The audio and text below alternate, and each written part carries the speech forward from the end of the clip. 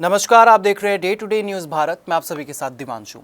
देश की राजनीति में एक बार फिर विपक्षी गठबंधन इंडिया ब्लॉक चर्चा के केंद्र में है।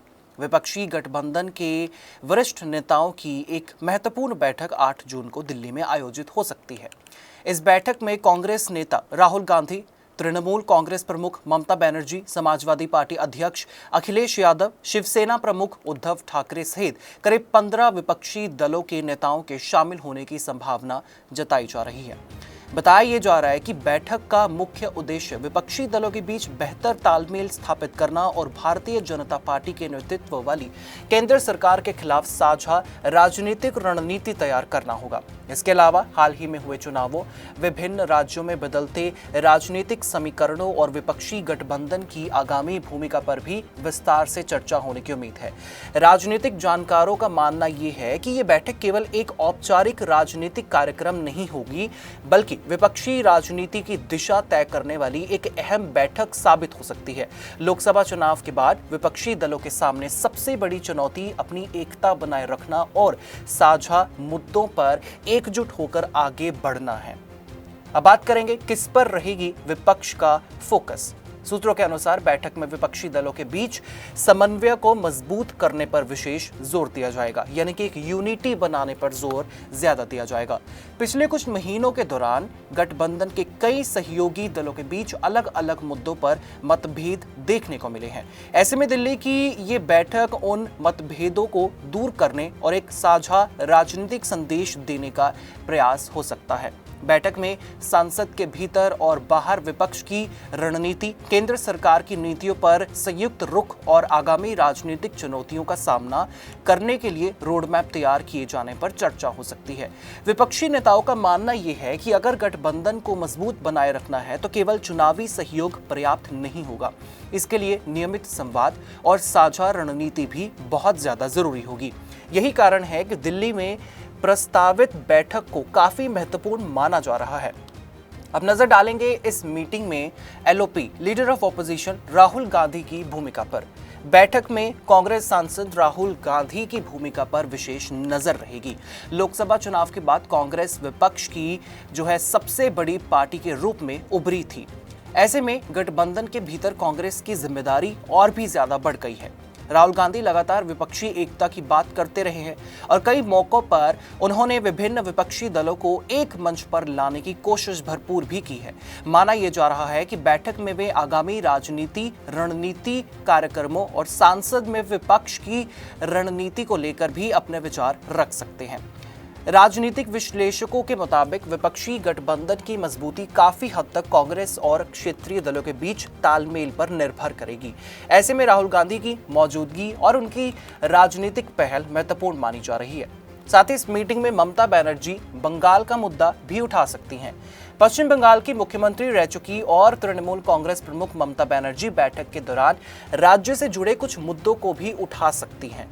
बताया ये जा रहा है कि वो बंगाल में टीएमसी नेताओं और कार्यकर्ताओं पर कथित हमलों का मुद्दा विपक्षी दलों के सामने रख सकती हैं।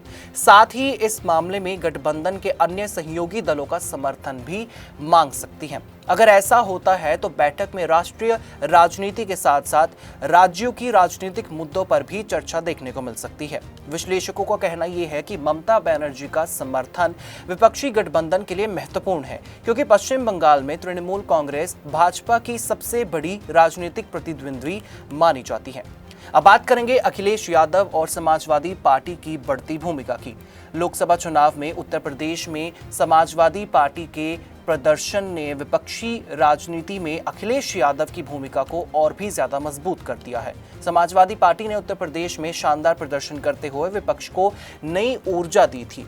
यही वजह है कि इंडिया गठबंधन के भीतर अब अखिलेश यादव को एक महत्वपूर्ण क्षेत्रीय नेता के रूप में देखा जा रहा है। बैठक में उत्तर प्रदेश की राजनीतिक स्थिति, आगामी चुनावी रणनीति और विपक्षी सहयोग को लेकर उनकी राय को भी अहम माना जा रहा है। राजनीतिक जानकारों का कहना यह है कि उत्तर प्रदेश की राजनीति का राष्ट्रीय राजनीति पर सीधा प्रभाव पड़ता है। ऐसे में समाजवादी पार्टी की भूमिका इंडिया गठबंधन के लिए बेहद महत्वपूर्ण रहने वाली है। वहीं शिवसेना यानी कि यूबीटी और अन्य सहयोगी दलों की भागीदारी की भी अब बात करेंगे। बैठक में शिवसेना प्रमुख उद्धव ठाकरे के भी शामिल होने की संभावना जताई जा रही है। महाराष्ट्र की राजनीति में हाल के वर्षों में बड़े बदलाव देखने को मिले हैं।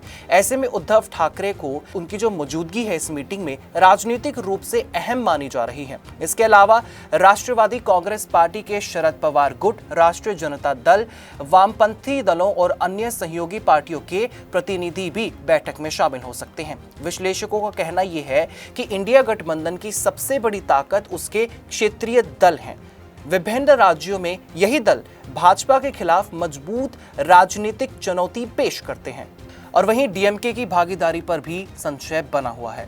बैठक से पहले तमिलनाडु की राजनीति को लेकर भी चर्चाएं तेज है। डीएमके के इस बैठक में शामिल होने को लेकर अभी स्थिति पूरी तरह से स्पष्ट नहीं है। हालिया राजनीतिक घटनाक्रम के चलते पार्टी की भागीदारी पर संशय बना हुआ है। हालांकि गठबंधन के नेताओं द्वारा लगातार जो है संवाद बनाए रखा गया है और अंतिम निर्णय बैठक से पहले सामने आ सकता है। राजनीतिक पर्यवेक्षकों का मानना यह है कि दक्षिण भारत में विपक्षी राजनीति को मजबूत बनाए रखने के लिए डीएमके की भूमिका बहुत ज्यादा महत्वपूर्ण है। इसलिए गठबंधन के नेता पार्टी को साथ बनाए रखने की कोशिश कर रहे हैं और वहीं आम आदमी पार्टी तो पहले ही दूरी बना चुकी है। आम आदमी पार्टी ने पहले ही सार्वजनिक तौर पर इंडिया गठबंधन से दूरी बना ली थी। ऐसे में पार्टी के इस बैठक में शामिल होने की संभावना लगभग नहीं के बराबर है। दिल्ली और पंजाब की राजनीति को लेकर कांग्रेस और आम आदमी पार्टी के बीच लंबे समय से मतभेद बने हुए हैं। यही वजह है कि दोनों दलों के संबंधों में पहले जैसी नजदीकी नहीं दिखाई दे रही। हालांकि राजनीतिक विश्लेषकों का कहना यह है कि आम आदमी पार्टी के अलग होने के बावजूद इंडिया गठबंधन की मुख्य संरचना फिलहाल बरकरार है। अब बढ़ेंगे कि बैठक से क्या निकल सकता है संदेश। 8 जून की प्रस्तावित बैठक में आपको बता दें कि विपक्षी दल देश को ये संदेश देने की कोशिश कर सकते हैं कि गठबंधन अभी भी एकजुट है और भाजपा के खिलाफ संयुक्त राजनीतिक लड़ाई जारी रखना चाहता है। बैठक के बाद कोई साझा बयान या फिर संयुक्त कार्यक्रम को जो है उसको भी बुलाया जा सकता है। संयुक्त कार्यक्रम की घोषणा भी की जा सकती है। इसके अलावा संसद के आगामी सत्र को लेकर भी साझा रणनीति तैयार की जा सकती है।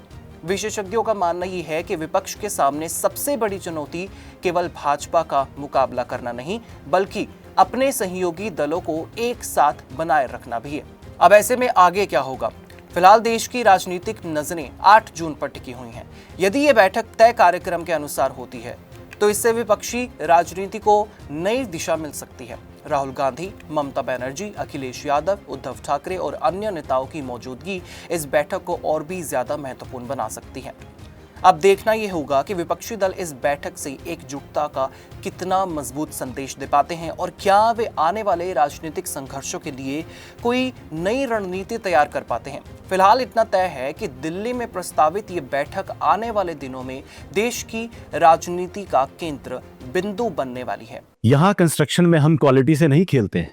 यहाँ पे कंस्ट्रक्शन फील्ड से नहीं प्रिसीजन से हो रही है। तो genesis Heights project RERA approved है, एसबीआई अप्रूव्ड है, कंस्ट्रक्शन फुल स्विंग पे है। दैट मीन्स आपकी इन्वेस्टमेंट 100% सेफ है। तो चंडीगढ़ यहाँ से मात्र 4 मिनट, एयरपोर्ट 10 मिनट की दूरी पे, decathlon, D mart, KFC, McD, everything with in 2 minutes.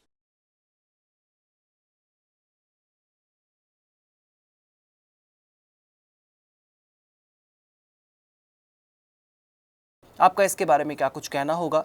आप हमें कमेंट सेक्शन में ज़रूर बता सकते हैं। फिलहाल के लिए इस खबर में इतना ही। Day to day news Bharat आपके साथ हमेशा वादा करता है निष्पक्षता और सटीकता के साथ आप तक हर एक खबर, इन्फॉर्मेशन और अपडेट इसी तरीके से पहुंचाता रहेगा। हमारे चैनल का कोई भी पत्रकार न किसी से कोई तोहफा लेगा, ना कोई विज्ञापन, ना ही करेगा किसी को ब्लैकमेल। और हम हमेशा ये कोशिश करेंगे कि हम दबे कुचले लोगों की आवाज़ बने और इसी के साथ हमारे चैनल का मकसद होगा लोकतंत्र के चौथे स्तंभ को लोगों की नज़रों में फिर से मजबूत करना। मुझे दीजिए इजाज़त और हमें हर किसी सोशल मीडिया प्लेटफॉर्म पर लाइक, शेयर और सब्सक्राइब करना बिल्कुल भी मत भूलिएगा।